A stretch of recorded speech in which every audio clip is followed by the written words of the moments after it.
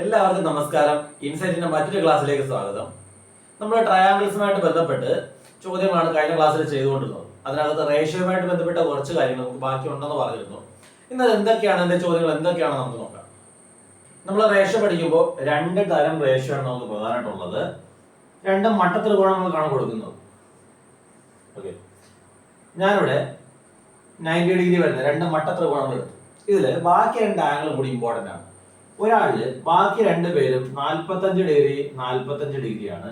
ഇനി അടുത്തതിലാണെങ്കിൽ 30 60 90. Okay, 90 degree ഒരിടത്ത് 90 degree, ബാക്കി രണ്ടുപേര് 45 45 വരുന്ന ടൈപ്പ് ട്രയാങ്കിളും ഉണ്ട്, അതുപോലെ 30 60 വരുന്ന ടൈപ്പ് ട്രയാങ്കിൾസും ഉണ്ട്. ഈ രണ്ട് ട്രയാങ്കിൾ നമ്മൾ കൊച്ചു ക്ലാസ്സുകളിൽ യൂസ് ചെയ്യുന്ന ജോമെട്രി ബോക്സിനകത്ത് സെറ്റ് സ്ക്വയറിലായിട്ട് രണ്ടെണ്ണം തന്നിട്ടുള്ളത് ഈ രണ്ട് അളവുകളുള്ള ട്രയാങ്കിളാണ്. ആംഗിൾ ഇതുപോലെ വരുന്നത്. ഇതിന്റെ പ്രത്യേകത, ഈ 45 45 90 എന്ന് പറയുന്ന ത്രികോണത്തില് ഈ രണ്ട് വശങ്ങൾ എന്തായിരിക്കും? തുല്യമായിരിക്കും. ഞാൻ ഇതിനിങ്ങനെ തിരിച്ചു വരച്ചു കഴിഞ്ഞാൽ ഇവിടെ 90 ആയിരിക്കും, ഇവിടെ 45, ഇവിടെയും 45. ഇവിടെ എന്തായിരിക്കും? ഈ രണ്ട് വശങ്ങൾ തുല്യമായിരിക്കും. രണ്ട് വശങ്ങൾ തുല്യമായി കഴിഞ്ഞാൽ ഞാൻ പറയുന്ന പേരെന്താണ്? ഐസോസെലസ് ട്രയാങ്കിൾ അല്ലെ? അപ്പൊ ഇവിടെ രണ്ട് സൈഡുകൾ തുല്യമായത് ഐസോസെലസ് ട്രയാങ്കിൾ ആണ്. ഒരാംഗിൾ 90 ഡിഗ്രി ആയതുകൊണ്ട് അത് റൈറ്റ് ആംഗിൾ ട്രയാങ്കിളുമാണ്. അപ്പോൾ രണ്ടും കൂടി ചേർത്ത് പറയുമ്പോൾ ഇത് നമ്മൾ വിളിക്കുന്ന പേര് isosceles right angled triangle. Okay, isosceles right angle triangle എന്ന് പറയും. ഇനി അടുത്ത് ഇവിടെ അങ്ങനെ പ്രത്യേകിച്ച് പേര് പറയേണ്ട. 90 ഡിഗ്രി 30 ഡിഗ്രി 60 ഡിഗ്രി. ഓക്കെ, ഇനി ഇവിടെ സൈഡുകളെല്ലാം ഡിഫറെന്റ് ആയിരിക്കും. ഇവിടെ രണ്ട് സൈഡ് ഈക്വൽ ആയിരിക്കും. ഇവിടെ സൈഡ്സുകളെ ബന്ധിപ്പിക്കുന്ന ഒരു റേഷ്യോ നമുക്ക് പഠിക്കാനുള്ളത്.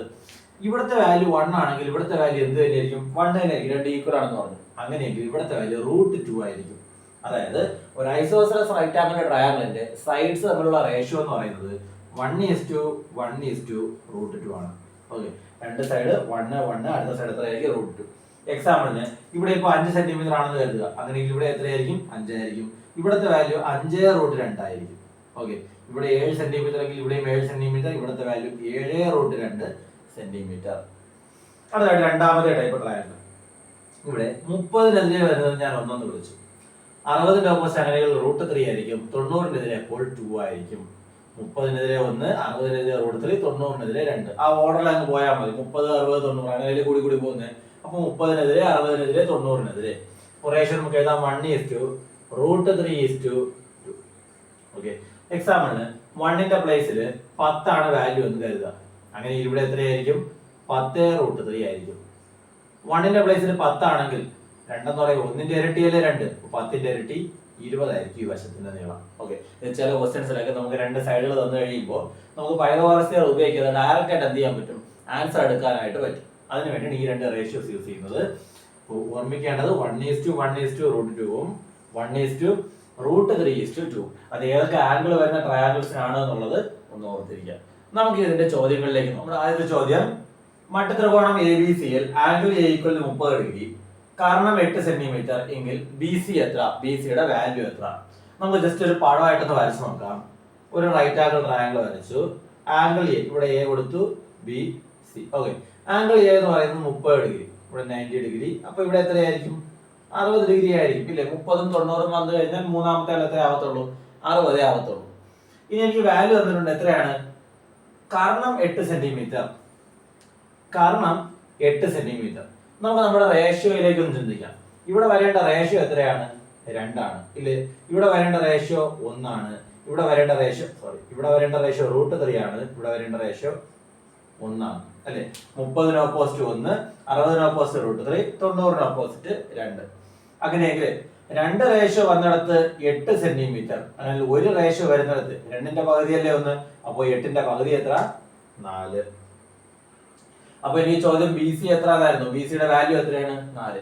ഇനി ഇതിനകത്ത് ABയുടെ വാല്യൂ കണ്ടുപിടിക്കാനായിട്ട് പറഞ്ഞിട്ടുണ്ടെങ്കിൽ ഒരു റേഷ്യോ കിട്ടിയടത്ത് 4 എന്നാണ് വാല്യൂ എങ്കിൽ √3യുടെ അടുത്ത് എത്രയായിരിക്കും? 4√3 എന്നായിരിക്കും. ഓക്കെ, അപ്പൊ ഒരു റേഷ്യോ ഉള്ളിടത്ത് ആളെ കിട്ടിക്കഴിഞ്ഞാൽ √3 ഉള്ള ആളിനെ കണ്ടുപിടിക്കാൻ എളുപ്പം. ആ √3യുടെ കൂടെ ആ വാല്യൂ കൂടെ ചേർത്ത് കൊടുത്താൽ മതി. അത്രേ ഉള്ളൂ. രണ്ട് റേഷ്യോ വന്നത് 8. അങ്ങനെയെങ്കിൽ ഒരു റേഷ്യോ വന്നത് 2ന്റെ പകുതിയാണ് 1, അപ്പോൾ 8ന്റെ പകുതി എത്ര? 4. ഇവിടെ BCയുടെ വാല്യൂ എത്രയാണ്? 4 സെന്റിമീറ്റർ. ഓക്കെ, നമുക്ക് നമ്മുടെ അടുത്ത ചോദ്യത്തിലേക്ക്. സമപാർശ്വ മട്ടത്രികോണത്തിന്റെ തുല്യമായ വശങ്ങളിലൊന്ന് 10 സെന്റിമീറ്റർ എങ്കിൽ തുല്യമല്ലാത്ത വശം എത്ര? ഒരു സമപാർശ്വ മട്ടത്രികോണം ഇതിനാണ് ഐസോസെലസ് റൈറ്റ് ആംഗിൾ ട്രയാങ്കിൾ എന്ന് പറയുന്നത്. അതായത് അതൊരു ഐസോസെലസ് ട്രയാങ്കിളും ആയിരിക്കും, അതിനോടൊപ്പം അതിന്റെ ഒരു ആംഗിൾ എത്ര ഡിഗ്രിയും ആയിരിക്കും, 90 ഡിഗ്രിയും ആയിരിക്കും. അങ്ങനെയാണെങ്കിൽ മറ്റു രണ്ട് കോണുകൾ എത്ര വിധമായിരിക്കും, 45 45 ഇല്ലേ? അങ്ങനെയെങ്കിൽ സൈഡ്സിന്റെ റേഷ്യോ 1:1:√2.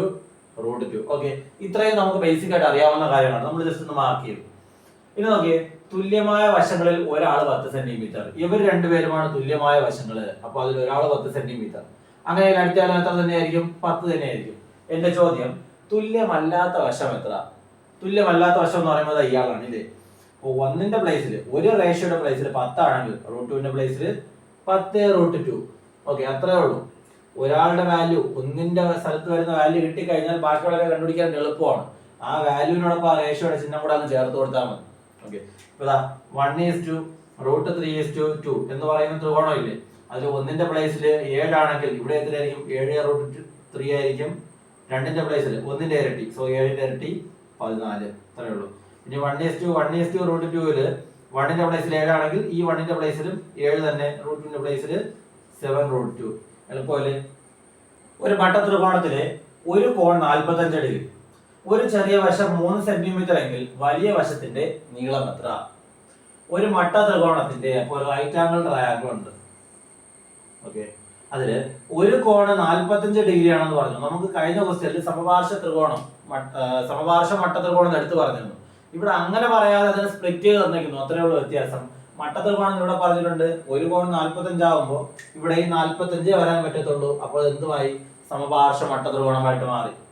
ഇനി ഒരു ചെറിയ വശം എന്ന് പറയുന്നത് നമ്മൾ റേഷ്യോ വെച്ച് നോക്കുമ്പോഴേ ഇവിടെ 1, ഇവിടെ 1, ഇവിടെ √2 അല്ലേ വരുന്നത്.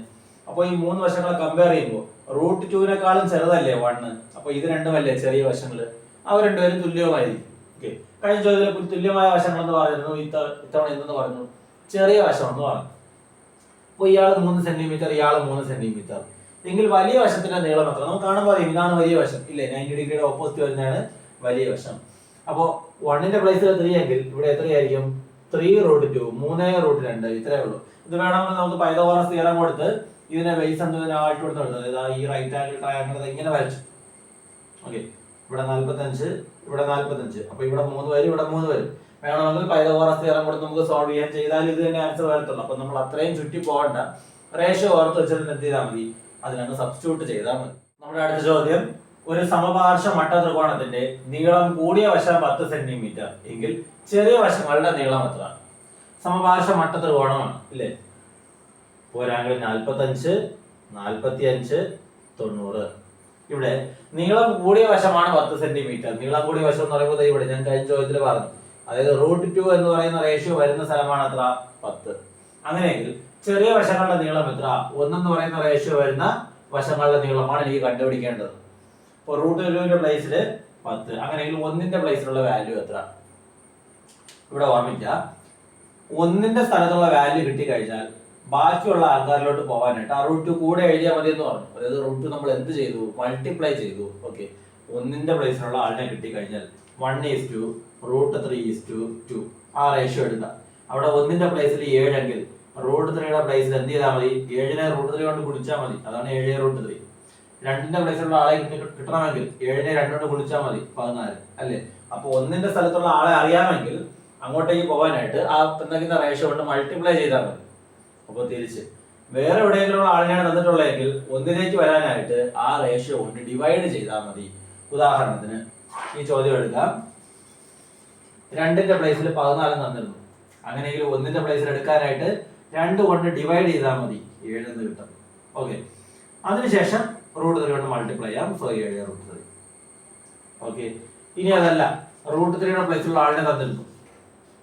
1ന്റെ പ്ലേസിലുള്ള കണ്ടുപിടിക്കാനായിട്ട് ഇതിനെ √3 കൊണ്ട് ഡിവൈഡ് ചെയ്യണം, 1ന്റെ പ്ലേസിലോട്ട് വരാനായിട്ട്. സോ 7√3 ഡിവൈഡ് ബൈ √3 ചെയ്യുമ്പോൾ എത്ര കിട്ടും, 7 എന്ന് കിട്ടും. അതിനുശേഷം 2ന്റെ ഇതിലോട്ട് നോക്കിയാൽ മതി, 14. അതേ സെയിം കോൺസെപ്റ്റ്, സെയിം ലോജിക് തന്നെയാണ് നമുക്ക് ഇവിടെയും കൊടുക്കാനായിട്ടുള്ളത്. √2ന്റെ പ്ലേസിൽ 10, അങ്ങനെയെങ്കിൽ 1ന്റെ പ്ലേസിലുള്ള ആൾ എത്ര കിട്ടും, 10 ഡിവൈഡ് ബൈ √2 എന്ന് കിട്ടും. ഇന്ന് നമുക്ക് നമ്മുടെ ഓപ്ഷൻസ് ചെക്ക് ചെയ്യുന്ന സമയത്ത് ഇങ്ങനെ ഒരു ഓപ്ഷൻ ഉണ്ടാവാറില്ല, കാരണം ഇതിനൊരു അല്പം കൂടെ നമ്മൾ എന്ത് ചെയ്യും, സിംപ്ലിഫൈ ചെയ്യണം. ഓക്കെ, ഇത് 10 ഡിവൈഡ് ബൈ √2, കാരണം ഡിനോമിനേറ്ററിൽ അടിയിൽ നമ്മൾ എന്ത് ഇടത്തില്ല, റൂട്ട് ഉള്ള വാല്യൂസ് ഇടത്തില്ല. അപ്പോൾ ഇങ്ങനെ നിങ്ങൾക്ക് കിട്ടിക്കഴിഞ്ഞാൽ ഒരു റൂട്ട് 2 കൊണ്ട് മുകളിലും ഗുണിക്കുക, ഒരു റൂട്ട് കൊണ്ട് താഴെയും ഗുണിക്കുക. അതായത് ഡിനോമിനേറ്റർ കൊണ്ടുവരുന്ന റൂട്ടിന്റെ ടൈം കൊണ്ട് മുകളിലും താഴെയും എന്ത് ചെയ്യുക, മൾട്ടിപ്ലൈ ചെയ്യുക.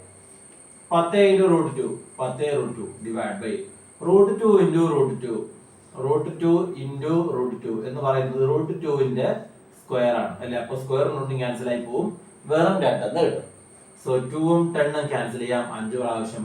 ആൻസർ 5 √2. ഓക്കെ, അപ്പോൾ തുല്യമായ ചെറിയ വശത്തിന്റെ നീളം എത്രയാണ്, 5√2. ഇനി ഇത് ഞാൻ 10ന്റെ സ്ഥാനത്ത് √2 ആണെങ്കിൽ 1ന്റെ സ്ഥാനത്ത് 10/√2 എന്ന് പറഞ്ഞു. അത് ചിന്തിക്കാനായിട്ട് പ്രയാസം ഉണ്ടെങ്കിൽ, അതായത് ചിന്തിച്ചെടുക്കാൻ പ്രയാസം ഉണ്ടെങ്കിൽ ഇത് ഇങ്ങനെ എഴുതി നോക്കിയാൽ മതി. √2ന്റെ പ്ലേസിൽ 10, അങ്ങനെ 1ന്റെ പ്ലേസിൽ 6. ഓക്കെ, നമുക്ക് ക്രോസ് ചെയ്യാമല്ലോ, ഇങ്ങോട്ട് ഇങ്ങോട്ട്. ഇവിടെ x എന്ന് വിളിക്കാം. ഓക്കെ, ഇയാളെയാണ് എനിക്ക് കണ്ടുപിടിക്കേണ്ടത്. സോ x ന്റെ √2 x√2 ഈക്വൽ ടു 1 × 10 10. അപ്പൊ എക്സിന്റെ വാല്യൂ കണ്ടുപിടിക്കാനായിട്ട് √2 കൊണ്ട് ഡിവൈഡ് ചെയ്താൽ മതി. 10 / √2. വേറെ കോംപ്ലിക്കേറ്റഡ് ഒന്നും ചിന്തിക്കേണ്ട ആവശ്യമൊന്നുമില്ല. ഏത് റേഷ്യോ വന്നു കഴിഞ്ഞാൽ കൺവേർട്ട് ചെയ്ത് ചെയ്താൽ മതി. √2ന്റെ പ്ലേസിൽ 10, എനിക്ക് ആരാണ് കണ്ടുപിടിക്കുന്നത്, അയാളുടെ റേഷ്യോയിൽ ആരാണ് x ആണ് എടുക്കുക. അതിനുശേഷം ക്രോസ് മൾട്ടിപ്ലൈ ചെയ്യാം. ഇതേ ഇൻറ്റു ഇത് ഈക്വൽ ടു ഇതേ ഇൻറ്റു ഇത്. അത് കഴിഞ്ഞ ക്വസ്റ്റ്യനിൽ മറ്റേ 1:√3 വരുന്ന ക്വസ്റ്റ്യൻസിലായാലും ഇതുപോലെ തന്നെയാണ്. ഇപ്പോ √3യുടെ പ്ലേസിൽ 5, അങ്ങനെയെങ്കിൽ നമുക്ക് നേരത്തെ ചെയ്ത് തന്നെ എടുക്കാം. √3യുടെ പ്ലേസിൽ 7√3, അങ്ങനെ 2ന്റെ പ്ലേസിൽ 6. ക്രോസ് ചെയ്താൽ മതി. x × √3 equal to 2 × 7√3. അത് കഴിഞ്ഞ് അപ്പുറത്ത് കൊണ്ടുവന്ന് ഡിവൈഡ് ചെയ്താൽ മതി. ഞാൻ ചെയ്ത് കാണിക്കാം. √3x equal to 2 × 7√3. അടുത്തായിട്ട് √3 കൊണ്ട് ഡിവൈഡ് ചെയ്യാം. So x equal to 2 × 7√3 divide by √3. √3 വെട്ടിപ്പോവും. 2 × 7 എത്ര കിട്ടും, 14 എന്ന് കിട്ടും. 2ന്റെ റേഷ്യോയിൽ വരുന്ന ആളാരാണ്, 14 ആണ്. അതല്ലേ നമ്മൾ നേരത്തെ ചെയ്തപ്പോൾ കിട്ടിയത്. ഓക്കെ, ഒരു ത്രികോണത്തിന്റെ കോണുകൾ 30 ഡിഗ്രി 60 ഡിഗ്രി 90 ഡിഗ്രി. 90 ഡിഗ്രിക്ക് എതിരെയുള്ള വശം 10 സെന്റിമീറ്റർ എങ്കിൽ 60 ഡിഗ്രിക്ക് എതിരെ എത്ര? റഫായിട്ടൊരു പടം വരച്ച് നോക്കാം. 90 ഡിഗ്രി 30 ഡിഗ്രി 60 ഡിഗ്രി. ഓക്കെ, 90 ഡിഗ്രിക്ക് എതിരെ എത്രയാണ്, 10 എന്നാണ് പറഞ്ഞിരിക്കുന്നത്.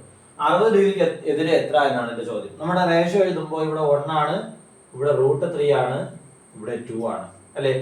അപ്പോ രണ്ട് റേഷ്യോ വരേണ്ട സ്ഥലത്ത് എത്ര കിടക്കുന്നു, 10 കിടക്കുന്നു. എന്റെ ചോദ്യം √3 റേഷ്യോ വരേണ്ട സ്ഥലത്തുള്ള വാല്യൂ എത്ര അല്ലെ. 2 വരേണ്ടടുത്ത് 10. സോ √3 വരേണ്ടടുത്ത് എത്ര. ഇങ്ങനെ എഴുതാൻ പ്രയാസമില്ലല്ലോ, ജസ്റ്റ് 2 ലൈൻ മാത്രം വരച്ചാൽ മതി. ഇവിടെയുള്ള വാല്യൂ എനിക്ക് അറിയേണ്ട, അതിന് x എന്ന് കൊടുക്കുക. ജസ്റ്റ് ക്രോസ് ചെയ്യുക. x × 2 2x, ഇങ്ങോട്ടേക്ക് കുടിച്ചു. x × 2 2x. √3 × 10 10√3. Okay, 2x equal to 10√3. അങ്ങനെയെങ്കിൽ x എത്രയെന്ന് ഇങ്ങനെ കണ്ടുപിടിക്കാം. x equal to 10√3 divide by 2. 10ഉം 2ഉം 5 എന്നാവും. 5√3 ആണ് ആൻസർ. ഓക്കെ, നമുക്ക് റേഷ്യോയുമായിട്ട് ബന്ധപ്പെട്ട ചോദ്യങ്ങൾ, സാധാരണ ത്രികോണങ്ങളുമായിട്ട് ബന്ധപ്പെട്ട ചോദ്യങ്ങളൊക്കെ നമ്മൾ ചെയ്തു. ഇനി നമുക്ക് വിഷമഭുജ ത്രികോണത്തിന്റെ ഏരിയ കണ്ടുപിടിക്കുന്ന ചോദ്യം. ഞാൻ ഇക്വേഷൻ മാത്രമേ കഴിഞ്ഞ തുടക്ക ക്ലാസ്സുകളിൽ പറഞ്ഞിട്ടുണ്ടായിരുന്നുള്ളൂ. അപ്പൊ അതിന്റെ ഏരിയ എങ്ങനെ കണ്ടുപിടിക്കാം, അതിന്റെ ചോദ്യം കൂടി നമുക്ക് നോക്കാം. 3 സെന്റിമീറ്റർ 4 സെന്റിമീറ്റർ 5 സെന്റിമീറ്റർ വശങ്ങളുള്ള വിഷമഭുജ ത്രികോണത്തിന്റെ വിസ്തീർണം എത്ര?